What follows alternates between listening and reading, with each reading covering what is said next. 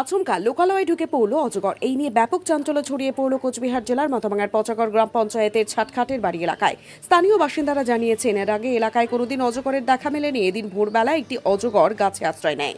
অজগরটিকে দেখে এলাকার কয়েকটি কাক চিৎকার করতে থাকে। পরে খবর পেয়ে প্রচুর মানুষ ঘটনাস্থলে গিয়ে ভিড় করে। খবর দেওয়া হয় বন দপ্তরে। পরে বন দপ্তরের কর্তারা অজগরটিকে উদ্ধার করে নিয়ে যায়। এই সাপটা দেখছি আমি 6টার দিকে। 6টার দিকে? হ্যাঁ। কোথায় ছিল? এটা ছিল ওই বালুচরে।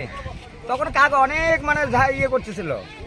তারপরে 6টার দিকে তখন করে দেখি আমার ঘরের সামনে কাক অনেক চিল্লাচ্ছে। তারপরে দেখি ওখানে গাছের মধ্যে দেখি ওই সাপ এইটা। তারপর তাই লোকজন জানা জন্য। এর আগেও কি দেখা গেছে এখানে? না, প্রথম। কি নাম আপনার? আমার নাম সাধু।